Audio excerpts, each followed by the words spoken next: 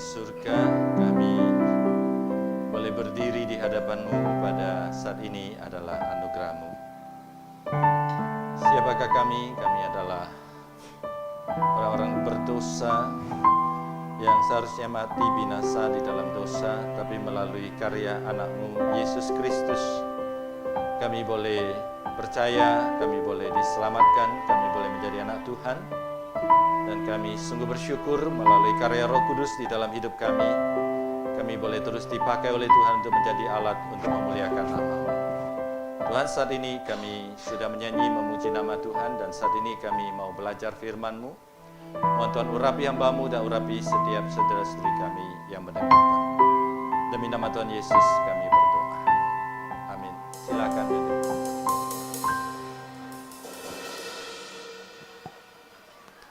Shalom, saudara sekalian. Shalom. Senang sekali hari ini kita boleh berkumpul bersama. Dan kita akan belajar satu tema, yaitu confession prayer, yaitu doa pengakuan dosa. Saya mengajak saudara membuka di dalam Mazmur nomor 51. Mazmur nomor 51 ayat ke-3 sampai dengan ayat ke-12 ya. Mazmur nomor 51 ayat ke-3 sampai kepada ayat ke-12. Kalau saya sudah dapatkan, saya akan bacakan untuk saudara sekalian. Saya baca dari ayat 1. Untuk pemimpin biduan Mazmur Daud, ketika Nabi Nathan datang kepadanya, yaitu kepada Daud setelah ia menghampiri, setelah ia berdosa dengan Batsheba, dengan berzina dengan Batsheba. Ya. Saya mengajak saudara membaca secara bergantian. Saya membaca ayat ke-3, saudara membaca ayat ke-4 ya. Silih berganti sampai ke-12. Kasihanilah aku ya Allah menurut kasih setiamu, hapuskanlah pelanggaranku menurut rahmat-Mu yang besar.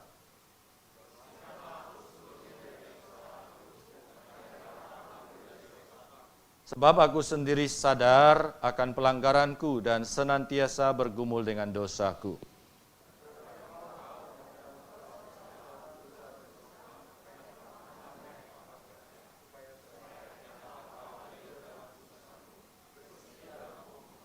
Sesungguhnya dalam kesalahan aku diperanakkan, dalam dosa aku dikandung ibuku.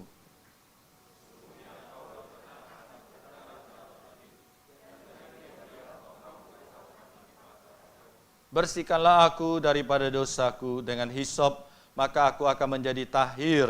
Basuhlah aku, maka aku menjadi lebih putih dari salju.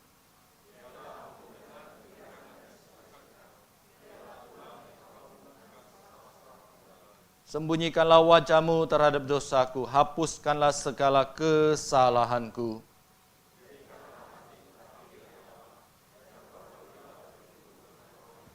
Ya, sampai di sini kita membaca Alkitab. Saudara sekalian, tema kita adalah doa pengakuan dosa. Nah, ada orang berkata, ya saya tidak tahu saudara setuju atau tidak, ya katanya dosa itu seperti kentut, saudara sekalian ya. Nah, siapa tahu kenapa dosa dikatakan seperti kentut? Siapa bisa jawab? Ya, bukan yang bisa jawab dapat kentut, bukan ya. Siapa bisa jawab kenapa dosa seperti kentut? Ya, jawabannya adalah kalau ditahan sakit, saudara sekalian ya. Kalau dilepas malu ya. Pernah tidak saudara tahan kentut ya? Agak jorok sedikit nggak apa-apa ya. Nah, sudah tahannya dilepas bunyi, saudara sekalian ya. Bunyinya khas lagi. Nah, kata temennya, kalau ada trik, kalau saudara kentutnya bau ya, wah semua cium bau, saudara juga bilang pura-pura, ya bau ya, padahal dari saudara sekalian ya. Nah saudara, ditahan itu sakit, dilepas itu malukan. Seringkali kita sebagai orang timur, kita lebih suka menyembunyikan dosa kita. Kalau kita punya kesalahan, kita sembunyikan, kita bungkus rapi-rapi, kita taruh di dalam hati kita taruh di bagian yang terdalam, yang tidak ada seorang pun menyentuhnya. Tapi saudara sekalian, semakin kita sembunyikan dosa kita, hati kita akan semakin sakit, jiwa kita akan semakin merana, kehidupan kita itu akan semakin menderita. Pemazmur yang sama yaitu Daud berkata demikian ya, Tuhan selama aku berdiam diri, Tuhan selama aku tidak mengakui dosaku. Mazmur 32 konteksnya adalah Mazmur pengakuan dosa. Selama aku tidak mau mengaku dosaku, maka tulang-tulangku menjadi lesu. Ini tentu bahasa puisi. Artinya dia kehilangan semangat. Dan aku mengeluh sepanjang hari, sebab siang malam tanganmu menekan aku dengan berat. Saudara boleh membohongi orang, saudara boleh membohongi pendeta, saudara boleh membohongi Ko Johan, Kak Email, dan semuanya. Tapi saudara tidak bisa membohongi Tuhan. Tuhan tahu kapan saudara berdosa, Tuhan tahu apa yang dosa yang saudara perbuat, dan Tuhan akan menekan dan terus mengejar saudara sehingga saudara tidak nyaman. Selama aku tidak mengaku dosaku, maka sumsumku menjadi kering seperti oleh teriknya sinar matahari. Oleh sebab itu saudara sekalian, hari ini kita belajar satu pelajaran yang sangat penting. Kalau kita punya dosa, jangan sembunyikan. Kalau kita punya dosa, jangan dinikmati sendiri. Sharingkan kepada Tuhan, ceritakan kepada Tuhan. Tuhan kita itu baik, meskipun dia menghukum dosa, tapi dia menghargai, mengapresiasi setiap anaknya yang dengan hati yang hancur, meratapi dosanya, merasa diri bersalah, datang kepada Tuhan. Tuhan tidak hanya mengampuni kita, tapi Tuhan dalam kemahakuasaannya akan memulihkan kita. Dan itulah Mazmur 51 yang kita bacakan tadi. Saudara, dari Daud kita belajar 3 hal tentang doa, pengampunan dosa, doa. Ya. Yang pertama, Daud itu menganggap masalahnya adalah serius. Dia mulai Mazmur ini dengan kalimat, kasihanilah aku Tuhan. Saudara sekalian, kalau kita membaca kata kasihanilah aku, kalau kita bertemu dengan seorang pengemis, lalu dia berkata kasihanilah aku, maka mungkin kita merasa itu masuk akal. Ya, saya sering ke satu supermarket namanya Superindo, ya daerah Intercon sana. Ya tiap kali saya lewat ada orang, ya anak kecil bawa 2 kantong. Saudara pernah ke sana? Isinya apa? Isinya apa? Artinya saudara tidak ke sana ya, saudara belanja di mall ya. Ini orang zaman old, belanjanya di Superindo saudara sekalian ya. 2 kantong isinya telur ya. Ya, jadi mukanya itu memelas. Om, kasihannya aku om gitu ya. Belilah ini telur ya. Telur asli dari saya ya, dia yang telurin saudara sekalian ya, bukan ya. Telur apa? Telur kampung saudara sekalian. Nah, kalau orang seperti itu masuk akal. Tapi yang berkata kasihanilah aku ini adalah Daud saudara sekalian. Dia adalah seorang raja, tapi di hadapan Tuhan dalam bahasa aslinya dia sedang mengemis belas kasihan kepada Tuhan. Dia merasa dirinya dalam masalah besar karena dia dalam keadaan kebangkrutan rohani. Saudara sekalian, dosa itu membuat kerohanian kita itu bangkrut. Saudara, kalau seseorang kerohaniannya bangkrut, secara fisik, secara badan, dia tetap bisa melayani Tuhan. Tapi kalau kerohaniannya bangkrut, Tuhan tinggalkan dia. Tuhan tidak mau memandang dia. Tuhan tidak mau memakai dia. Akhirnya dia melayani, dia bekerja, tapi Tuhan tidak membawa urapan di dalam hatinya. Nah saudara sekalian, sering kali kita katakan ya, Tuhan ketika saya berkhotbah biarlah urapanmu datang kepada saya. Ketika saudara mendengar khotbah, kiranya urapan Tuhan turun kepada saudara. Kalau saudara sembunyikan dosa, dosa itu membusuk di dalam hati saudara, dosa itu membuat Tuhan merasa jijik kepada kehidupan saudara, Tuhan tidak akan turunkan urapan. Daud sudah merasakan itu. Dia tetap jadi raja, dia tetap memerintah. Orang-orang secara fisik tetap takut kepada dia. Tapi dia sendiri tahu, dia tidak bisa membohongi hati nuraninya sendiri. Bahwa dia sudah melakukan satu dosa yang besar. Saudara sekalian, saya pilih gambar ini, saudara sekalian ya. Gambar ini di depan, saudara ketika saudara melihat ya. Daud, dia dengan mahkotanya, dia berlutut di hadapan Tuhan. Mungkin saudara sekalian ketika dia membaca atau menyanyikan ayat pertama, dia tidak berkata Tuhan kasihani aku, tidak. Dia tidak berkata Tuhan kasihani aku, tidak. Dia mungkin berlutut berkata, bersimpuh dengan kepala mencium ke lantai berkata, Tuhan kasihanilah aku. Dengan meratap, dia memohon belas kasihan dari Tuhan. Karena dia menganggap dosanya sangat serius. Dia melakukan satu dosa yang sangat besar.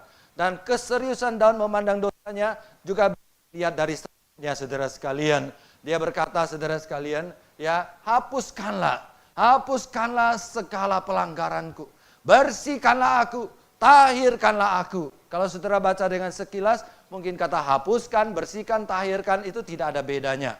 Tapi dalam bahasa aslinya saudara sekalian, permohonan Daud supaya dilepaskan dari efek dosa. Dia merasa dosa itu seperti satu racun yang sudah memasuki semua sendi kehidupannya. Sehingga kata hapuskan itu dipakai untuk menghapus ingatan yang buruk di dalam dirinya. Nah saudara sekalian, saya merasa salah satu tes apakah kita sudah punya Roh Kudus di dalam hati kita atau tidak. Salah satu tes untuk mengetes apakah kita sudah percaya Yesus sudah diselamatkan atau tidak adalah mengetes ketika kita berdosa. Seorang anak Tuhan ketika dia berdosa, maka ingatannya, hatinya, pikirannya itu tidak bisa damai. Ada satu bayangan yang terus mengejar dia. Ada satu tuduhan di dalam hatinya berkata, "Hai Daud, kamu membunuh orang, tidak ada orang yang tahu. Hai Daud, kamu berzina, tidak ada yang tahu. Tapi aku tahu, celakalah kamu. Aku tidak mau pakai kamu itu lagi." Nah saudara sekalian, ketika Daud berdoa kepada Tuhan, Tuhan dia bilang, ingatan ini menghantui saya. Jadi buruk ini dari dalam diri saya, dari dalam ingatan saya. Yang kedua, bersihkan. Dia merasa dosanya itu seperti kotoran di dalam hidupnya. Dan yang ketiga, tahirkan. Dia merasa najis di hadapan Tuhan. Sudah tidak layak lagi secara rohani di hadapan Tuhan. Saudara sekalian, yang selanjutnya, dari teks yang sama kita melihat, ketika Daud menggambarkan dosanya, dia menggunakan 3 hal juga. Yang pertama adalah pelanggaran. Yang kedua adalah kesalahan. Yang ketiga adalah dosa. Saudara, pelanggaran merujuk kepada apa? Dalam bahasa asli, pelanggaran merujuk kepada rebellion. Sebuah ketidaktaatan. Dibilang jangan masuk, dia masuk. Dibilang jangan pegang, dia pegang. Dibilang jangan lakukan, dia lakukan, saudara sekalian. Daud, dia tahu. Ada perintah Tuhan bilang, jangan berzina, dia pergi berzina. Jangan membunuh, dia pergi membunuh. Ya, jangan memfitnah, dia pergi memfitnah. Nah, saudara, Daud tahu rebellion, ketidaktaatan. Nah, berkata tentang ketidaktaatan, saya ingat ponakan saya. Dulu waktu saya sebelum menikah, saya tinggal sama koko saya. Ada satu ponakan saya, cewek ya, kecil, suka ikut saya, saudara sekalian. Ya, ikut sekali ya, saya kemana-mana dia ikut saya. Nah, satu kali dia makan semeja, saya sama koko ya, makan ya. Nah, kami makan, saudara sekalian, ya. Ada cabai, saudara sekalian. Ada cabai di sana ya. Kami orang dewasa, saya tidak makan, saya makan sedikit aja, itu sudah menangis, saudara sekalian ya. Tapi koko saya itu jago cabai, dia makan terus ya. Nah akhirnya anak keponakan saya, dia mau ambil, dia lihat papanya ambil, dia ambil, saudara sekalian ya. Papanya bilang jangan ambil, ini pedas ya. Dia nggak ngerti pedas ya, dia mau ambil lah ya. Papanya pukul ya, dia pukul lagi ya. Waktu papanya lagi ngobrol sama saya, dia pergi ambil. Saya bilang, kok dia ambil kok. Papanya bilang, biarin ya. Dia ambil, saudara sekalian ya. Dia ambil satu cabai, saudara sekalian, masukin ke mulut. Berikutnya apa, saudara sekalian ya? Meledak, dia menangis ya. Akhirnya pedas, saudara sekalian. Itulah rebellion. Sudah dibilang jangan, tapi masih mau. Saudara, itulah sifat dasar manusia. Jadi Daud tahu. Dia tahu ada peraturan Tuhan. Tidak boleh berzina, tidak boleh membunuh, tidak boleh memfitnah, tidak boleh bersuka cita atas kesalahan orang lain. Tapi dia masih terus melakukannya. Yang kedua adalah sebuah ketidakpedulian. Jadi dosa itu tidak peduli kepada kehendak Tuhan, tidak peduli kepada hukum Tuhan. Dan yang ketiga, dosa itu adalah sebuah ketidaklayakan. Jadi saudara sekalian, Daud kenapa dia bisa bertobat? Karena dia menganggap dosa itu satu hal yang serius di dalam hidupnya. Ya, berikutnya saudara sekalian ya, bagaimana dengan saudara dan saya? Apakah saudara serius menanggapi dosa di dalam hidup saudara? Saudara sekalian, dosa itu tidak pernah mengenal kata puas. Dosa itu selalu ingin menghancurkan dan menciptakan penderitaan yang sebesar-besarnya kepada orang. Ya, ada orang mengatakan kalau kamu punya dosa, buka hatimu. 1 mili hatimu kamu buka untuk dosa, dia akan minta 1 senti. 1 senti saudara buka, dia akan minta 1 inci. 1 inci saudara buka hatimu untuk dosa, dia akan minta, setelah inci itu apa saudara sekalian, 1 hasta. 1 hasta dia akan minta 1 meter hidup saudara. Dia sudah dapat 1 meter hidup saudara, apakah dia akan puas? Tidak. Dia akan minta seluruh hidupmu. Kalau seluruh hidupmu sudah dikuasai oleh dosa, dia puas tidak, dia akan minta keluargamu. Setelah dia minta keluargamu, dia puas tidak, dia akan meminta seluruh gerejamu mungkin saudara sekalian. Oleh sebab itu saudara sekalian, ketika saudara berdosa, berkanjang di dalam dosa, hidup di dalam dosa, jangan berpikir itu urusan pribadi saudara. Saudara adalah bagian dari komunitas. Sebagai bagian dari komunitas, saudara berdosa, itu mempengaruhi komunitas. Dalam kehidupan Daud, dalam Mazmur 51 ini, saudara lihat ketika pemazmur yaitu Daud berbuat dosa. Kalau saudara baca kembali di dalam kitab 2 Samuel pasal 11, di sana diceritakan. Pertama, Daud mulai dengan dosa apa? Mulai dengan satu dosa yang sangat sederhana yang dilakukan oleh banyak di antara kita, yaitu dosa malas. Dikatakan ketika raja-raja memimpin rakyat pasukan pergi berperang, maka Daud tinggal di istana. Lalu dia malas. Mulai dari malas. Malas melahirkan dosa lain. Lalu dia santai-santai, dia berada di atas sotoh rumah, ya. Sotoh itu ada H, ya. Kalau tidak H, enak saudara sekalian, ya. Di atas sotoh rumah, lalu dia salah. Yang salah siapa? Yang salah Batsheba. Mandi kok di depan umum saudara sekalian, ya. Dia lihat sedikit saudara sekalian, saya membayangkan dia lihat orang mandi, ya, lalu dia balik. Itu zina, ya. Tapi dia bilang, tunggu dulu, saya mau lihat siapa yang mandi, ya. Gitu, ya. Akhirnya dibalik. Akhirnya itu ke dalam dosa keinginan mata. Dosa keinginan mata, puas. Udah ya, puas ya. Sudah lihat orang mandi, puas ya? Tidak.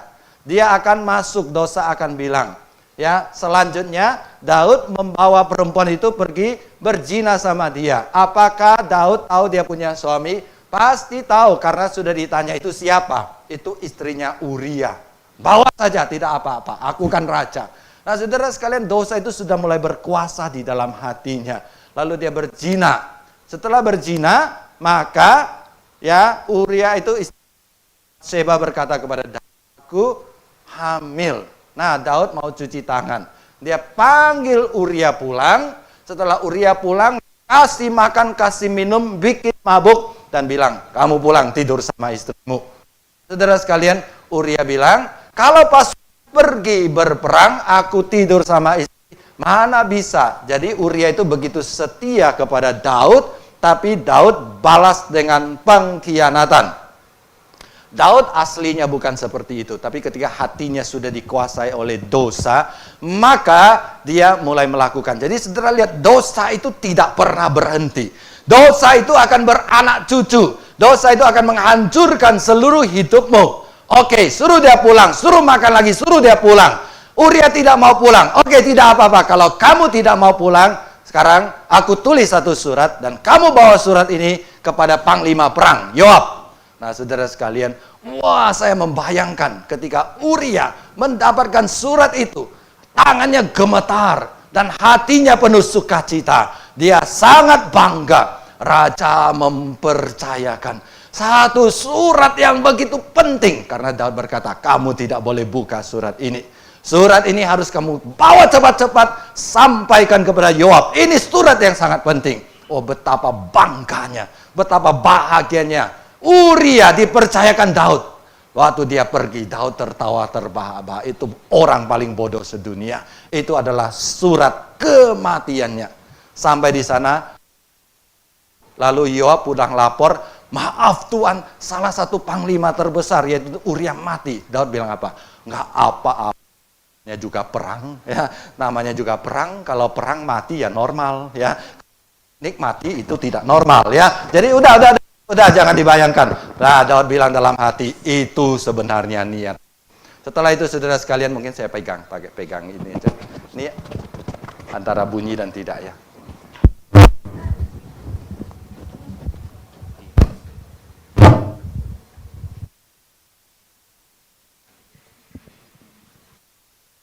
Tidak nyala, saudara sekalian, ya. Ya, oke, makasih ya. Nah, saudara sekalian, setelah itu Daud, ya, tidak ada yang tahu. Tapi Daud bisa membohongi seluruh Israel, membohongi semua orang, tapi tidak bisa bohongi Tuhan. Itulah saudara sekalian. Nah, saudara sekalian, Bagaimana dengan saudara? Apakah saudara di dalam hidup saudara menganggap dosa itu hanya sekedar main-main, hanya sebuah kebiasaan, hanya sebuah adat, hanya sebuah keikutsertaan? Ketika semua orang melakukan ini, maka saya melakukan ini wajar. Ketika semua orang jatuh ke dalam dosa yang sama, saya berdosa yang sama juga wajar.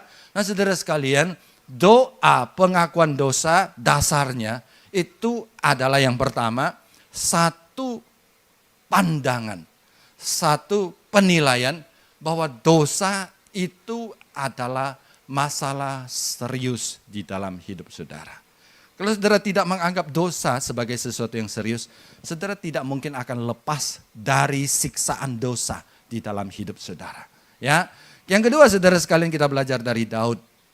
Daud datang kepada Tuhan dan dia membangun pengakuannya atas kebaikan Allah. Saudara lihat ayat lagi. Kasihanilah aku Tuhan menurut kasih setiamu. Ya, kasih setiamu dalam bahasa Inggris diterjemahkan sebagai grace. Rahmat atau kemurahan itu diterjemahkan sebagai mercy. Saudara, di mana ada grace, di situ selalu ada mercy. Nah, saya pernah jelaskan apa beda grace dengan mercy. Grace itu adalah sesuatu yang sebenarnya kita tidak layak untuk terima, tapi Tuhan berikan kepada kita. Mercy itu adalah sesuatu yang seharusnya kita terima, tapi Allah hindarkan dari kita. Nah saudara sekalian, Daud berkata, ya Tuhan kasihanilah aku. Aku tidak layak dapat anugerahmu, aku tidak layak dapat pengampunanmu. Tapi Tuhan, aku mohon karena Engkau adalah Allah yang penuh rahmat, Allah yang penuh kebaikan. Aku tahu Engkau mengasihi aku. Oleh sebab itu Daud dengan berani datang kepada Tuhan. Nah saudara sekalian, hal itu juga terjadi di dalam kehidupan kita. Saya tidak tahu bagaimana saudara mengenal Tuhan. Dan saya tidak tahu saudara bagaimana mengalami Tuhan. Tapi saudara sekalian, perjalanan iman kita seharusnya penuh dengan momen-momen, penuh dengan momentum-momentum di mana kita merasakan sebenarnya saya tidak layak. Sebenarnya saya harus dihukum. Sebenarnya saya harus ditenggelamkan. Tapi karena mercy-Nya Tuhan, karena kemurahan Tuhan, karena rahmat Tuhan, maka saya tidak dihukum oleh Tuhan. Dan sebenarnya saya tidak layak terima ini. Tapi karena kasih anugerah Tuhan, grace-Nya Tuhan, maka saya terima semua ini. Nah saudara sekalian, bagaimana dengan saudara? Bagaimana saudara meyakini bahwa Allah mau mengampunimu? Ketika kita berdoa saudara sekalian, kita berdoa kepada satu Tuhan yang maha kasih. Kita berdoa kepada satu Tuhan yang tidak hanya Allah yang adil, tapi Tuhan yang juga adalah Allah yang maha kasih. Nah ada satu kalimat mengatakan, kasih Tuhan itu selalu lebih besar daripada pelanggaran kita. Yang kedua yang saya suka kutipan ini saudara sekalian. Kita itu sebenarnya jauh lebih jahat dibanding dengan pengakuan, dengan apa yang kita bayangkan. Saudara, kalau saya tanya, saudara apakah saudara mengaku orang baik atau orang jahat? Ya mungkin kita mengatakan kita orang baik, saudara sekalian ya. Karena saudara tidak menipu orang, saudara tidak masuk penjara, saudara tidak mencuri, saudara tidak merampok, saudara tidak memperkosa, ya, saudara tidak berzina. Ya lumayan lah ya, bahasa Mandarinnya caputo, saudara sekalian ya. Ya caputo itu apa? Ya lumayan ya. Ya, bahasa Jawanya lumajang saudara sekalian ya, lumayan ya. Tapi caputo itu masih ada ca-nya. Ca itu salah ya. Puto tidak banyak, salah tidak banyak. Itu bahasa Mandarinnya ya. Caputo itu tidak banyak. Seharusnya apa? Saudara, bagaimana keadaan saudara? Jangan bilang caputo. Jawabnya apa? Puco. Puco itu enggak ada salahnya ya.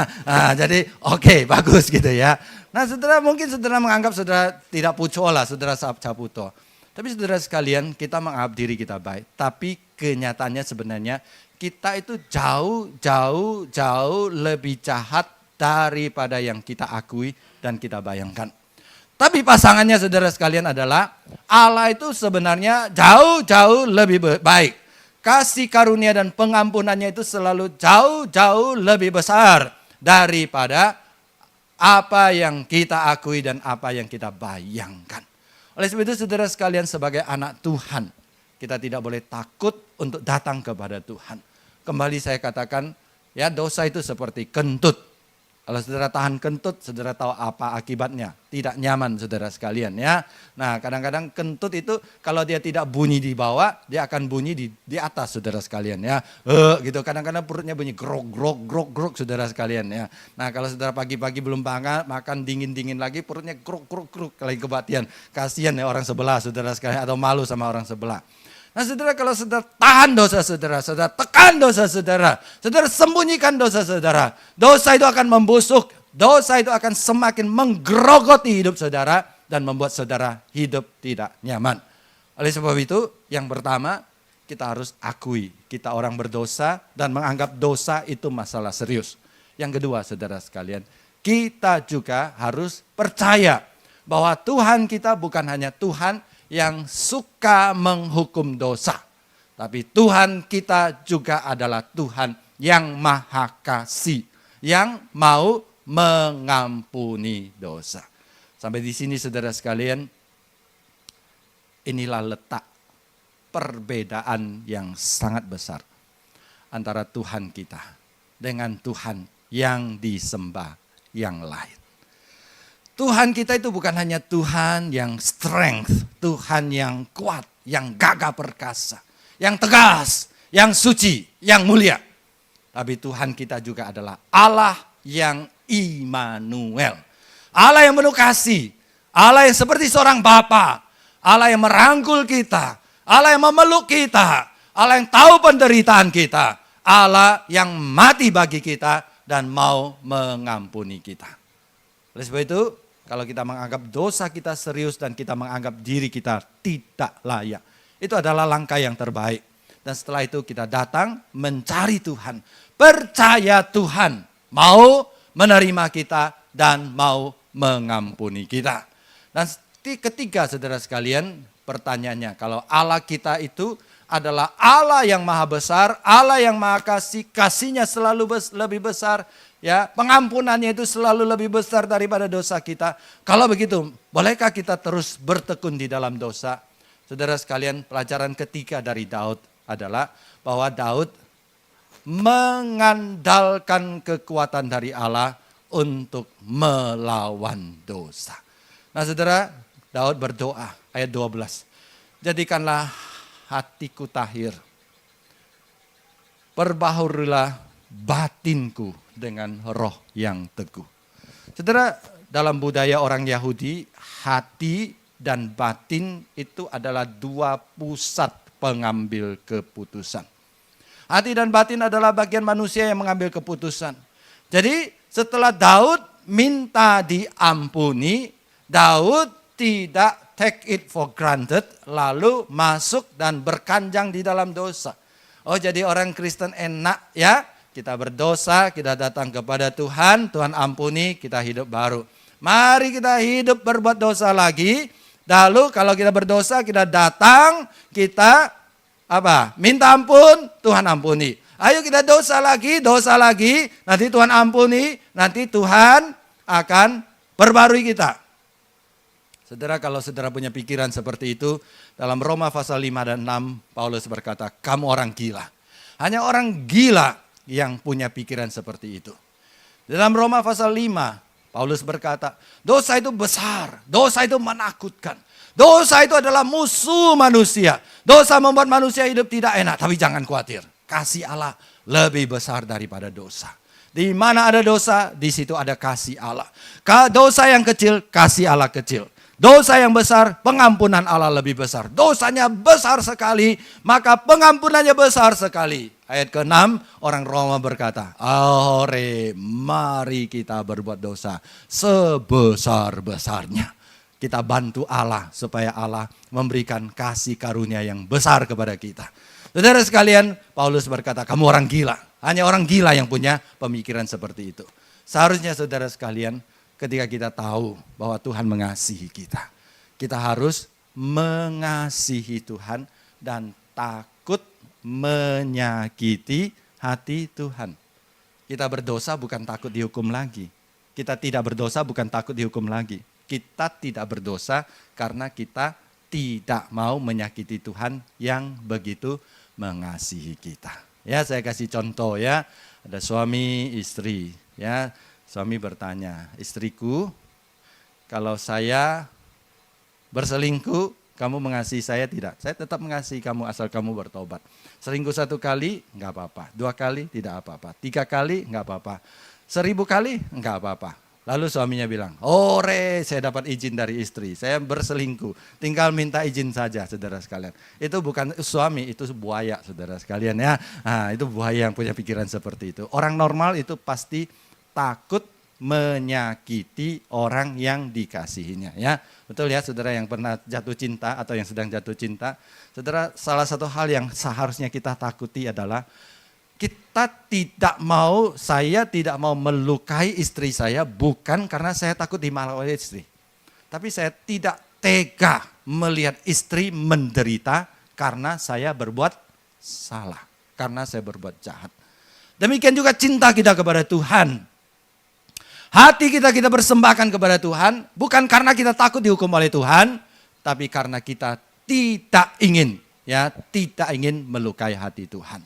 Oleh sebab itu saudara sekalian, pengampunan Allah itu selalu disertai dengan tuntutan pertobatan. Dan disertai dengan janji penyertaan Tuhan untuk mengalahkan dosa. Nah saudara sekalian, disinilah hebatnya kasih Kristus. Kasih Kristus tidak hanya mengampuni kita, tapi Kristus melahirbarukan kita. Sebelumnya kita adalah budak dosa, kita tidak punya kuasa mengatakan no kepada dosa. Tapi setelah Kristus mati bagi kita, menyelamatkan kita, mengampuni kita, kita menjadi ciptaan baru. Ciptaan baru salah satu cirinya adalah kita punya kuasa untuk mengatakan no kepada dosa. Berkata tidak kepada dosa. Oleh sebab itu saudara sekalian, hari ini kita ingin belajar satu pelajaran yang sangat penting. Apa yang menguasai hati Anda? Apa yang menguasai pikiran Anda? Apa yang menguasai pusat pengambil keputusan Anda? Ini Mazmur 119. Mazmur 119 dengan apakah seorang muda mempertahankan kelakuannya yang bersih?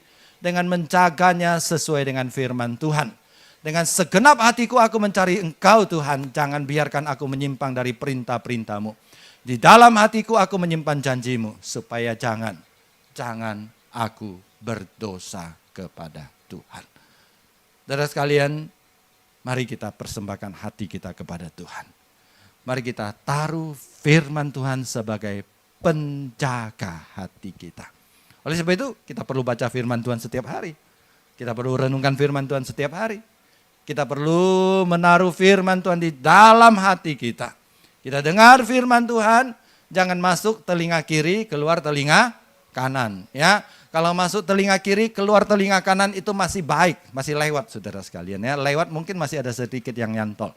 Yang paling parah masuk keluar kiri, masuk telinga kiri, keluar telinga kiri saudara sekalian. Ya, itu artinya ya kotoran kupingnya kebanyakan. Nah saudara sekalian, kita kalau dengar firman Tuhan, masuk telinga kiri, taruh di dalam hati, internalisasi, taruh firman Tuhan sebagai penjaga hati kita.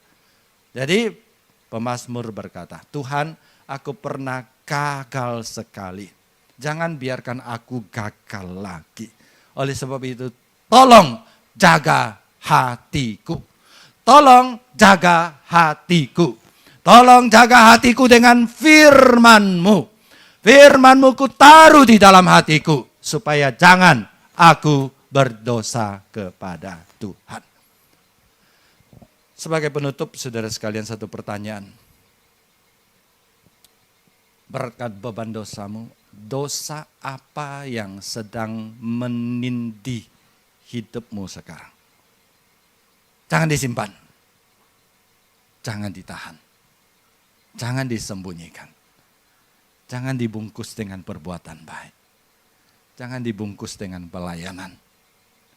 Jangan dibungkus dengan relasi yang baik. Dosa itu jangan disembunyikan. Hari ini bawalah kepada Tuhan. Katakan kepada Tuhan. Tuhan, ini dosa saya. Tuhan berjanji, marilah kepadaku semua orang yang letih, lesu dan berbeban berat. Aku akan memberikan kelegaan kepadamu. Tadi Pak Denny khotbah yang sama di atas, dia mengungkapkan satu kalimat yang bagus.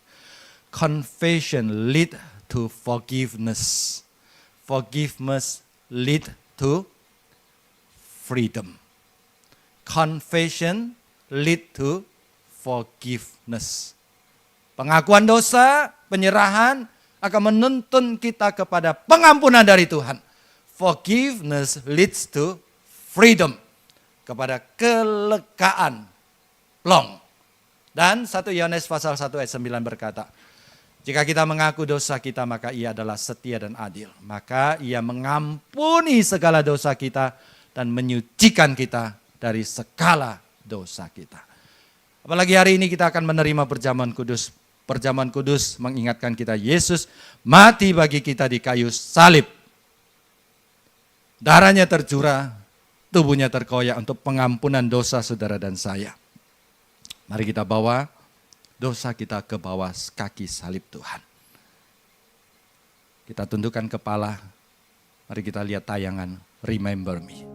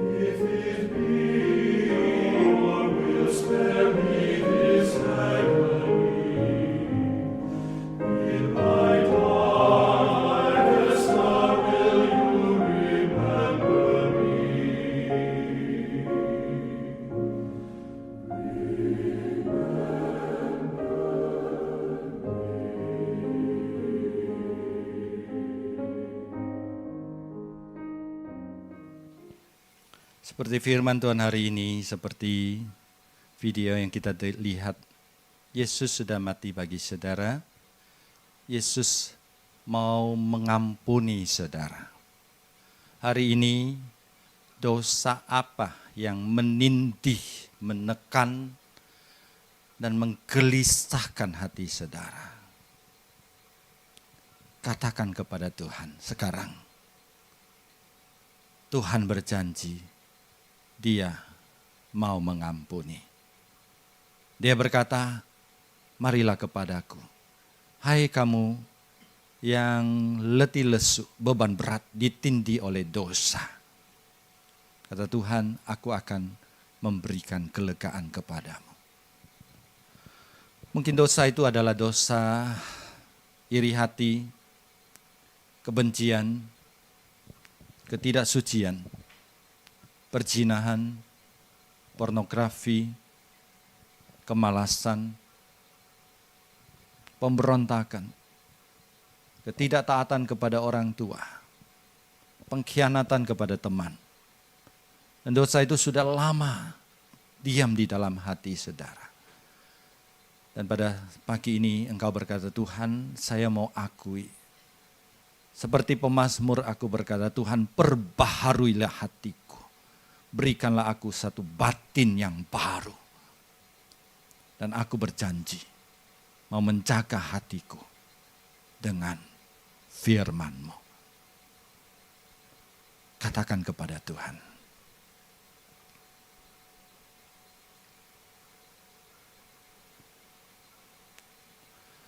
Saya undang jemaat berdiri.